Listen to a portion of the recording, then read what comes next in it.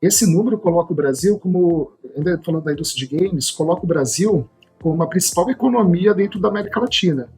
E no mundo, como a 12ª maior economia para a indústria de games. E se você fizer as aberturas com esportes, com a indústria de entretenimento como um todo, né, a indústria de games ela supera de música e de cinema juntas em 3, 4 vezes, dependendo da pesquisa que você toma como referência.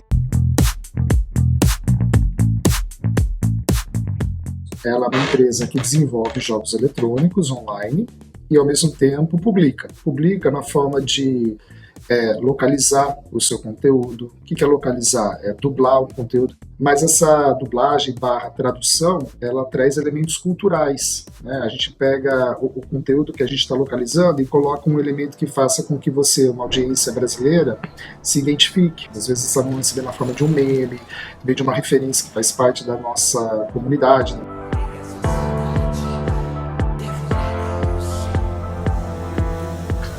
E quando a gente fala do mercado de games, a gente tem uma grande massa consumidora aqui, né? Se você olhar que a nossa população é mais ou menos de 216 milhões de pessoas, de acordo com algumas pesquisas, cerca de 160 milhões se intitula como gamer. O brasileiro é o super fã, porque ele joga bastante e ele até responde a pesquisas dizendo que jogar os nossos jogos é a sua principal fonte de entretenimento.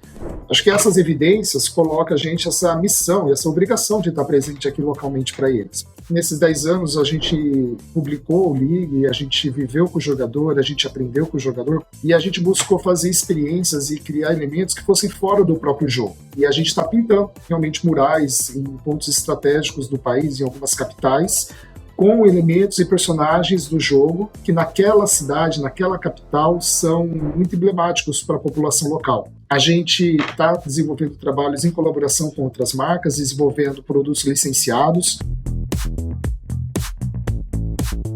Alguns anos atrás, você tinha mais ou menos o número de 100 desenvolvedoras de games no país, né? E esse número ele meio que foi multiplicado por 10. Hoje você tem mais de 1.000 desenvolvedoras brasileiras, né, estúdios brasileiros de alta qualidade que vão desenvolvendo jogos ou que vão desenvolvendo serviços atrelados aos jogos. Isso é super importante, porque mostra que a gente tem uma capacidade intelectual, criativa, técnica, de poder realmente fazer parte dessa grande indústria global.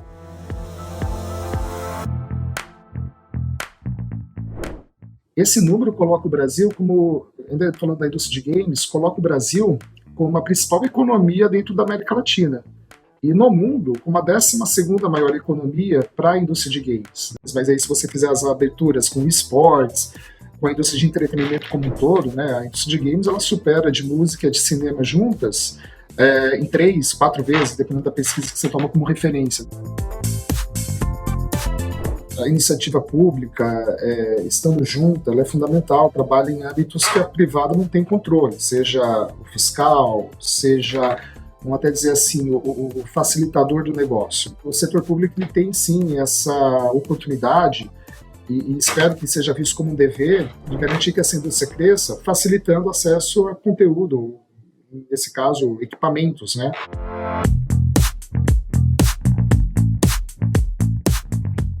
Algumas pesquisas dizem, apontam que o faturamento só nesse corte de esportes vai ser superior a quase $1,5 bilhão de dólares, né? E se você pegar ainda nesse aspecto de números grandes, você tem aí mais de 500 milhões de pessoas conectadas, né? O que seria essa audiência conjunta de esportes. E uma final de um campeonato mundial nosso de League of Legends, ele traz uma audiência superior à de um Super Bowl. E eu acho que, de novo, é só uma representação de que essa indústria está oferecendo cada vez mais experiências, né?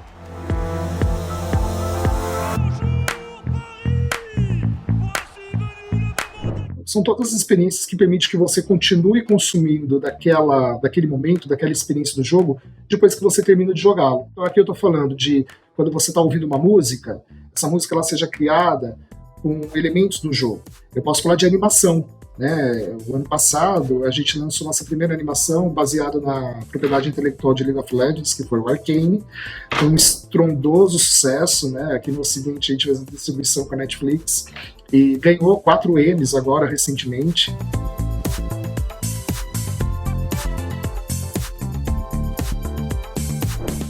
Mas no Brasil, a gente tem uma preocupação que o Valorant ele seja visto como um produto extremamente localizado, no sentido de ser algo que é muito próprio para o brasileiro, é muito particular para o brasileiro. E nós temos uma personagem feminina no Riot, né, uma mulher, que é a Raze, ela é da Bahia, uma mulher forte, empoderada. Na celebração do primeiro ano de Valorant, a gente já está no seu segundo ano, mas na celebração do seu primeiro ano, como parte das ativações, a gente fez um trabalho com a Daniela Mercury. E a gente colocou o Canto da Cidade numa releitura ali com traços de pop eletrônico, etc., para contar a história da Raze.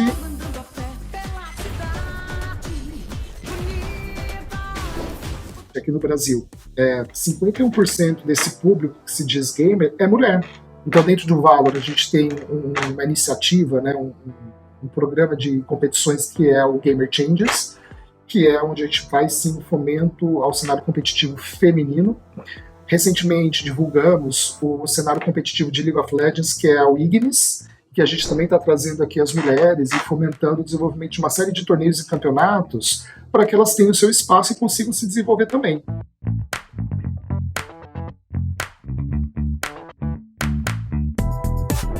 Como empresa, a gente quer sim se posicionar e estamos trabalhando para ser essa empresa de entretenimento que não só entrega o jogo, mas entrega além dele. Isso vai acontecer de outras formas. Te falei de animação, te falei de música, mas a gente vai fazer também na forma de livros, comic books, inclusive licenciamento, né? Poder colocar, como eu disse antes, na mão do jogador uma série de outros produtos que quando ele consome, ou quando ele detém ele, vai falar, poxa, mas isso daqui tem a ver com aquele personagem do jogo.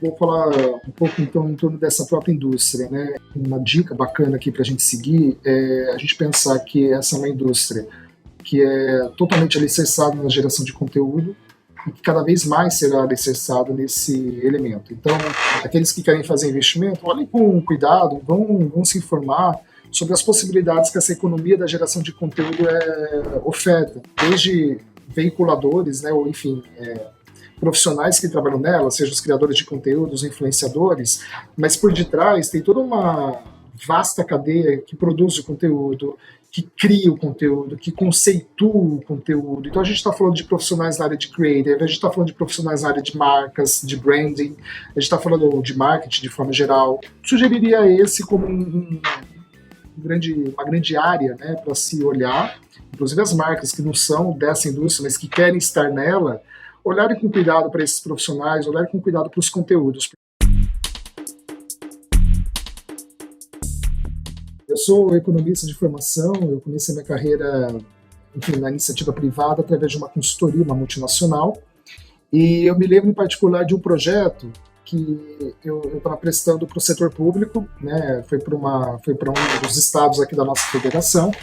Esse projeto foi um projeto longo e a gente tinha como uma missão revisar a estrutura organizacional de uma série de órgãos que faziam parte, ou fazem parte desse governo estadual. Mas eu me lembro que a gente tinha acabado de implantar algumas mudanças para um determinado grupo de servidores públicos, e aquilo gerou alguns temores, né, alguns receios. E eu me lembro de uma situação, então, nesse contexto, que um grupo de servidores públicos queriam conversar conosco, né, para entender o porquê das mudanças, etc. A gente trabalhava num prédio, apareceram ali no térreo, perguntando olha, quero conversar lá com os consultores e tudo mais. Bom, pelo menos era a mensagem que tinha chegado para mim, para o meu gerente na época. Ele falou assim, Diego, desce lá e vai explicar um pouco dos benefícios, dos pontos de atenção e tal. Quando eu desço a escada, eu estava na minha cabeça assim, 10 pessoas, talvez. Quando eu desço a escada, era uma coisa assim, 600 pessoas. Até que uma pessoa ali daquele departamento que eu trabalhava me deu um microfone. Falou assim, você que veio para explicar o processo? Toque o microfone. Naquela ocasião, dei o meu jeito, improvisei, né, expliquei, mas foi um perrengue. O paladar ela é simples, eu adoro o bolo de carne recheado da minha mãe,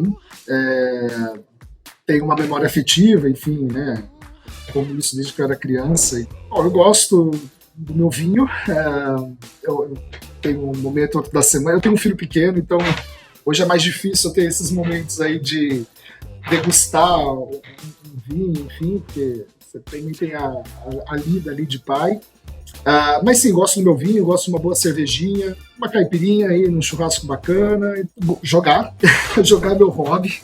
Eu jogo League of Legends, eu jogo Valorant, eu jogo Final Fantasy, que é o meu jogo de coração. E um hobby que eu agora não tenho conseguido fazer mais, mas espero que um dia eu consiga voltar, é tocar. Eu toco fagote, eu toquei muitos anos em fagote, antes de entrar numa vida mais corporativa, eu tocava em orquestra, em banda musical. Eu não tenho uma cidade, um país específico, mas eu gosto muito, eu falo muito mais da paisagem, né? Então, assim, eu gosto muito de praia, né? Eu gosto muito de me conectar com a água, com o oceano. Eu gosto muito do Lord of the Flies, do William Golding, porque ele é um livro, assim, de 83, acho, né? Ele ganhou o Nobel de Literatura com ele.